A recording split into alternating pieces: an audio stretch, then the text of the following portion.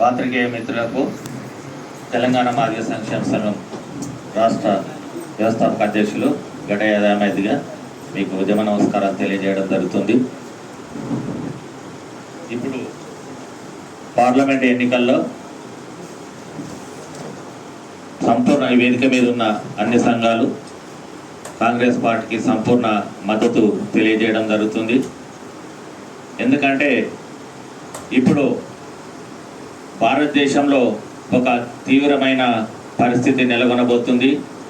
BJP ప్రభుత్వము ఎన్నికల్లో భారత రాజ్యాంగము మారుస్తామనే నినాదంతో ముందుకు రావడం జరుగుతుంది. ఏదైతే భారత రాజ్యాంగం రాస్తామనే నినాదానికి వ్యతిరేకంగా భారతదేశంలో ఉన్న లౌకికవాద శక్తులందరూ కూడా ఏకం కావాల్సిన పరిస్థితి ఇప్పుడు ఏర్పడుతుంది. ఈ క్రమంలో మాదిగల విషయానికి వస్తే గత 10 సంవత్సరాల నుంచి అధికారంలో ఉన్న బీజేపీ ప్రభుత్వం 2006లో ఉషా మేర కమిషన్ అప్పటి కాంగ్రెస్ ప్రభుత్వం వేసింది. 2008లో ఉషా మేర కమిషన్ రిపోర్టు కూడా కేంద్ర ప్రభుత్వం దగ్గర ఉన్నది. 2014 ఎన్నికల కంటే ముందు బీజేపీ ప్రభుత్వం అధికారంలోకి వస్తే 100 రోజుల్లో వర్గీకరణ చేస్తామని చెప్పేసి ఇప్పుడు 10 సంవత్సరాలు అవుతుంది. ఈ ఎన్నికల ముందు మళ్ళీ 10 సంవత్సరాల ముందు అయింది, వర్గీకరణ చేయలేదు. వర్గీకరణ చేయనందుకు సమాధానంగా ఏం చెప్తున్నారంటే మళ్ళీ ఒక కొత్త నాటకాన్ని తెరదీస్తూ కమిటీ రూపంలో కొత్తగా కమిటీ ఫామ్ చేయడం జరుగుతుంది. నువ్వు నిజంగా చిత్తశుద్ధి ఉంటే ఈ 10 సంవత్సరాలు ఏం చేసినావు? కమిటీ వేయకుండా ఎందుకు తాత్సారం చేసారు? ఇది మనం గుర్తుంచుకోవాల్సిన.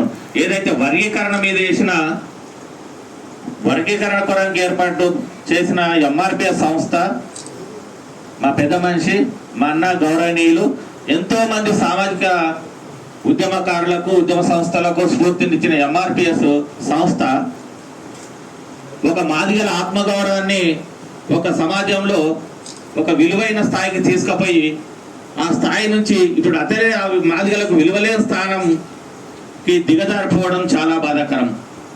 మందకృష్ణ మాదిగ గారు, మీరు మిమ్మల్ని ఒక మహానాయకుడిని తయారు చేయడానికి మాదిగలే కాదు, మాదిగ ఉపకులాలే కాదు, దళితులు, సమాజంలో ఉన్న అన్ని వర్గాలకు మన ఉద్యమానికి సపోర్ట్ చేసినాయి.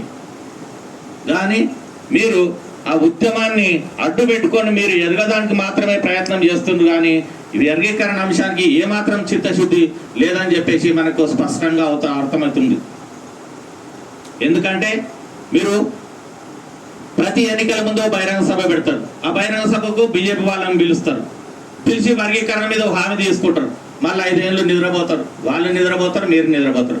మళ్ళీ ఎలక్షన్ ముందు మళ్ళీ మేల్కుంటారు. ఇది ఎన్నిసార్లు చేస్తారు మీరు? మీ తర్వాత వచ్చిన వాళ్ళు జగన్ ముఖ్యమంత్రి అయ్యాడు, కేసీఆర్ ముఖ్యమంత్రి అయ్యాడు. 9 సంవత్సరాల్లో 9 నెలల్లో ఎన్టీ రామారావు గారు ముఖ్యమంత్రి అయ్యారు. మీరు 28 సంవత్సరాల సుదీర్ఘ ఉద్యమం మీకేమైనా అర్థమవుతుందా? ఉద్యమ వైఖరిలో లోపమా, లేకపోతే మీ చిత్తశుద్ధిలో లోపమా? చాలా బాధాకరమైన విషయం. నిస్సిగ్గుగా ఇప్పుడు బీజేపీకి ఓట్లు వేయమని చెప్తున్నారు. ఎందుకన్నా మీరు ఇంత దిగజారి ఒక వ్యక్తిగత స్వలాభానికి జాతిని లక్షలాది మంది జీవితాలతో ఆడుకొని మీరు ఇప్పుడు ఏ విధంగా మీరు బీజేపీకి ఓటు వేయమని చెప్తారు?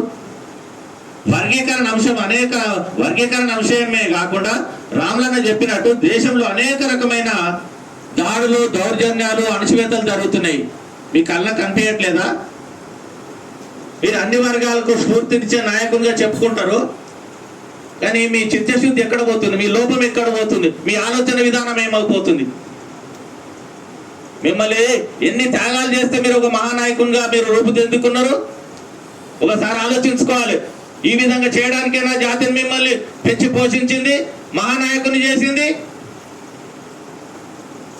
అమాయకులైన మాదిగ ప్రజలను కొంతమందిని వెంబడేసుకొని దౌర్జన్యాలు, దాడులు చేసుకుంటూ ప్రశ్నించే వారిని కూడా తీవ్రంగా హెచ్చరించే వైఖరికి దిగజారినంటే మీ స్వలాభం కొరకు జాతికి ద్రోహం చేయడానికి ఎంత నీచానికైనా దిగజారే పరిస్థితిని మీరు నెట్టబడ్డారంటే చాలా బాధాకరం. మీ వైఖరి మార్చుకోవాలి. బీజేపీకి మీరు మద్దతు ఇవ్వాలనే నైతిక హక్కును మీకు లేదు, అడిగే హక్కు కూడా మీకు లేదని చెప్పేసి ఈ సందర్భంగా కోరుతున్నాం. మాదిగలు కూడా బీజేపీకి ఎవరు సపోర్ట్ చేయకూడదు. ఆయన వ్యక్తిగత స్వలాభం కొరానికి బీజేపీకి మద్దతు తెలుపుతున్నారు. అందులో మద్దతు తెలపడంలో ఎటువంటి న్యాయం లేదు. వర్గీకరణ ఎటువంటి ఒక అడుగు కూడా ముందుకేయలేదు.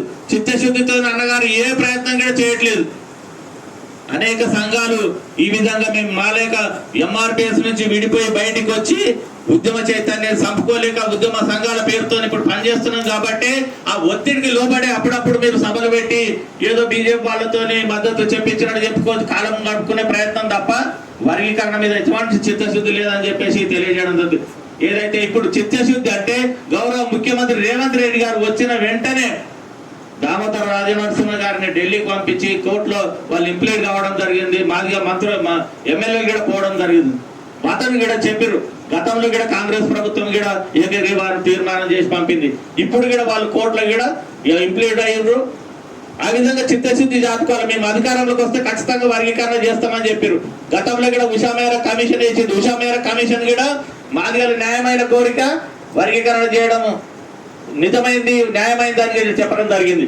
కాబట్టి కాలయాపన పేరులో బీజేపీ మందకృష్ణ ఆడుతున్న నాటకాలను కూడా ప్రజలు విశ్వసించవద్దు అని చెప్పేసి ప్రజలు మేల్కోవాలని చెప్పేసి అప్రమత్తంగా ఉండాలని చెప్పేసి తెలియజేయడం జరుగుతుంది.